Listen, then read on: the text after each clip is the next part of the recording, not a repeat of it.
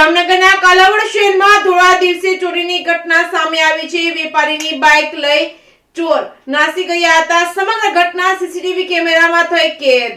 જામનગર જિલ્લાના કાલાવડ શહેરમાં દિન દહાડે બાઇકની ચોરીનો બનાવ સામે આવ્યો છે। કાલાવડ શહેરમાં સિવિલ કોર્ટ પાસે વેપારીની રાખેલ બાઇકની ચોરી કરી ચોર નાસી ગયેલ છે। ચોરીના સીસીટીવી સામે આવ્યા છે। અહીં સિવિલ કોર્ટ હોય અને શહેરની મુખ્ય બજાર હોય, માણસોથી ભરપૂર હોવા છતાં ચોરે ચોરીનો અંજામ આપ્યો હતો। દિન દહાડે ચોરોનો કોઈ પણ જાતનો ડર જોવા નથી મળી રહ્યો। સિવિલ કોર્ટમાં પોલીસ અને હોમગાર્ડ જવાનો ફરજ બજાવતા હોવા છતાં ચોરોએ ચોરીને અંજામ આપ્યો તો જાણે ચોરોનો પોલીસનો ડર જ ન હોય તેમ લાગી રહ્યું છે। દિન દહાડે ચોરો દ્વારા ચોરી થતા પોલીસની કામગીરી પર સવાલ ઉઠ્યા છે।